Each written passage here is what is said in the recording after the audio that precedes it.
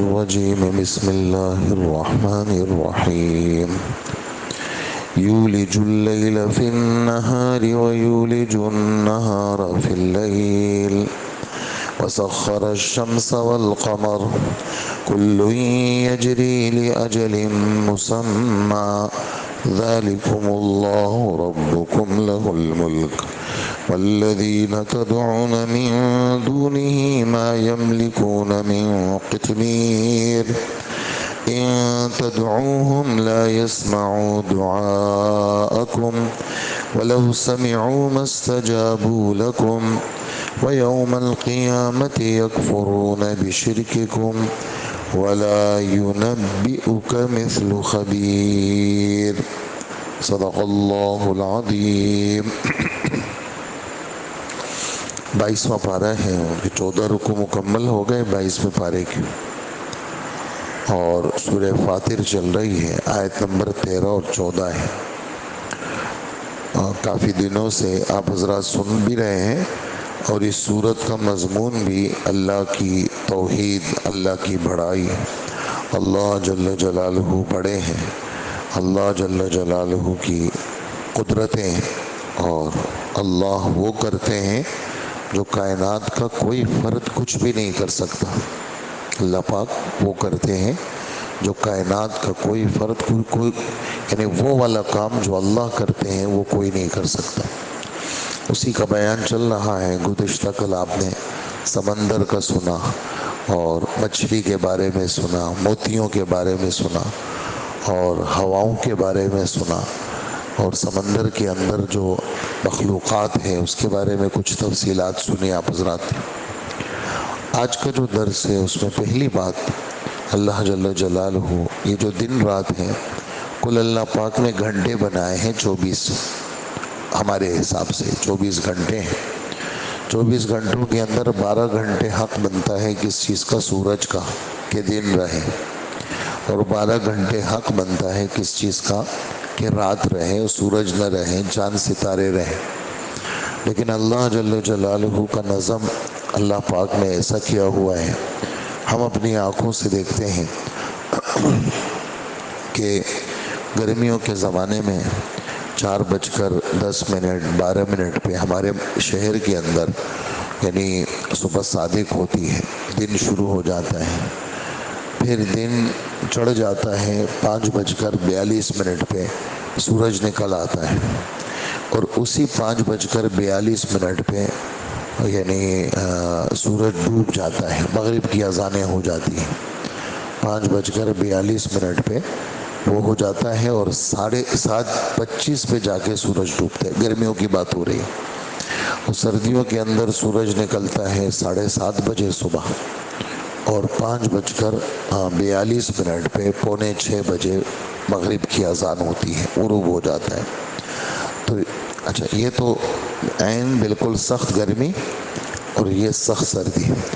باقی ہمارے رب فرماتے ہیں کہ اصل تو یہی ہے کہ 12 گھنٹے ہوں، لیکن میں ایسا کرتا ہوں کہ دن کے اجزاء کو رات میں ڈال دیتا ہوں۔ دن کے جو 12 گھنٹے ہیں اس میں سے گھنٹہ، 1.5 گھنٹہ، 2 گھنٹے میں کس میں ڈال دیتا ہوں؟ رات میں۔ تو میں رات کو لمبی کر دیتا ہوں، رات لمبی ہو جاتی ہے۔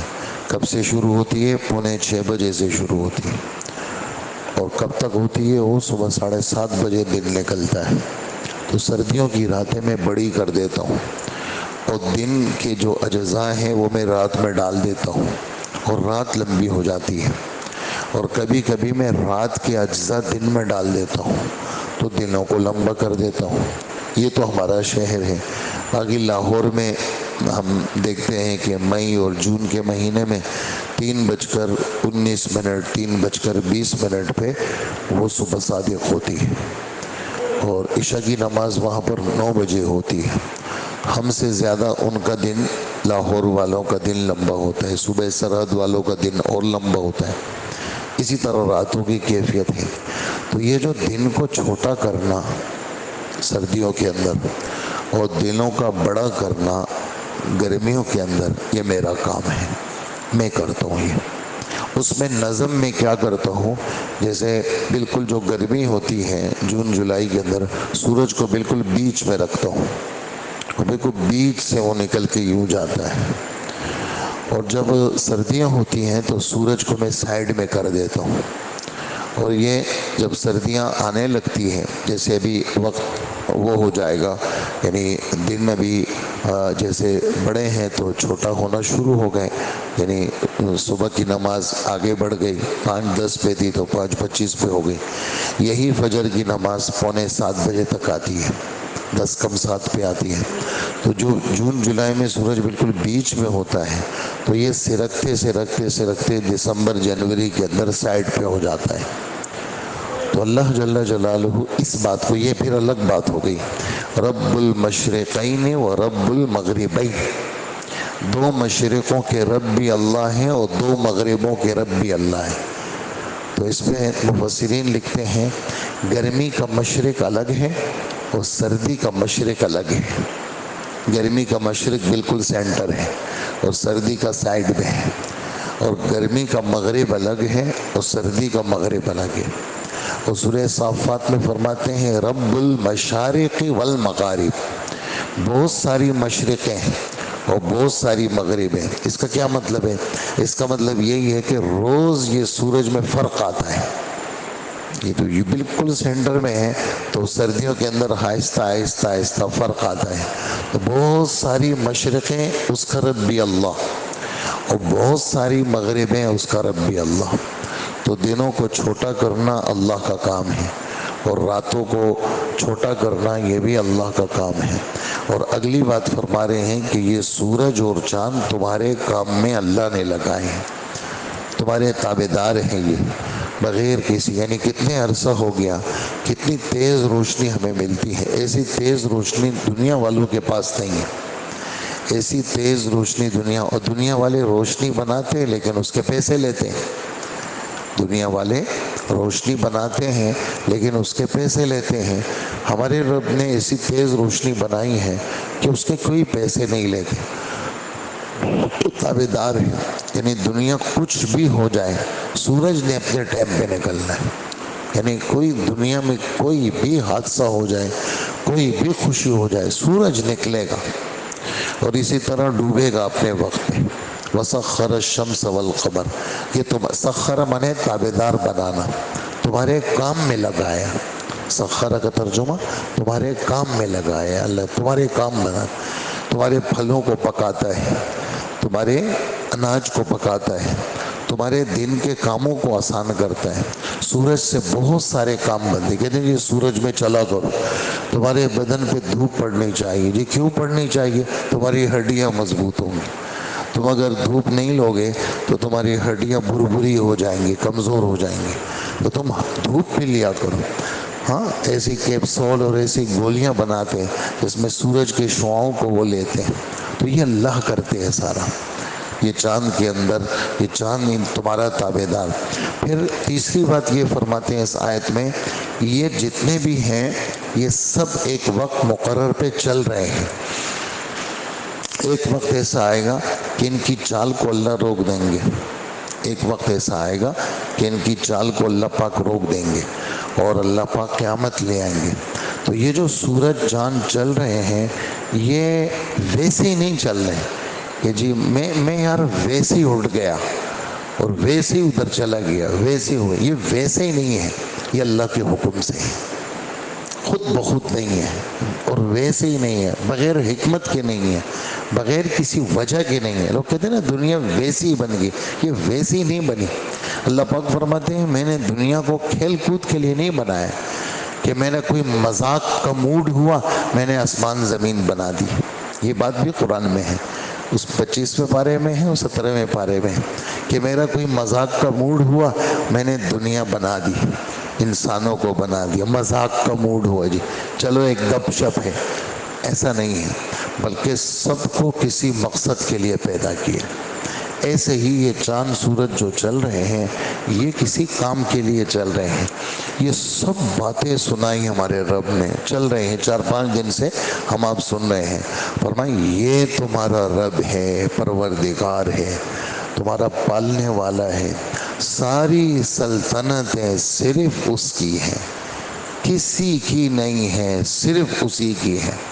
وہ اللہ جو تمہارا پالنے والا ہے، سب سلطنتیں اس کی ہیں، آسمانوں میں بھی اس کی چلتی ہیں اور زمین میں بھی، تمہارے بدن میں بھی اس کی چلتی ہے، تمہارے بدن میں بھی اس کی چلتی، تمہاری ہر چیز میں اس کا کنٹرول ہے، کوئی چیز اللہ کے کنٹرول سے باہر نہیں ہے، ہر چیز اللہ، ہم کہتے ہیں یہ بجلی اس کا کنٹرولر ہے، اس سے پہلے اللہ کا کنٹرولر ہے۔ دنیا کے اندر جتنے کنٹرولر ہیں ان سب کنٹرولوں پہ اللہ کا کنٹرول ہے۔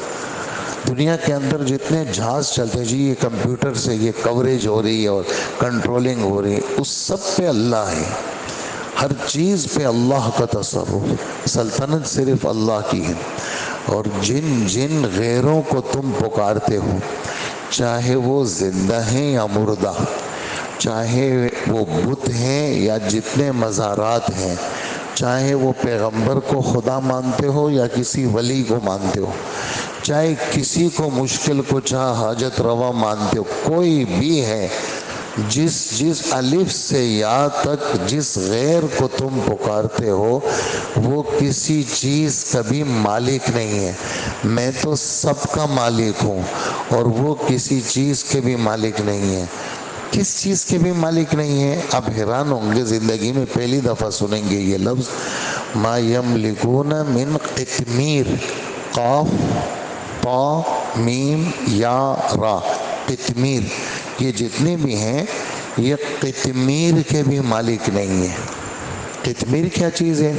آپ کھجور کھولیں، اس میں سے گٹلی نکالیں، اس گٹلی کے اوپر ایک باریک سفید پردہ ہے،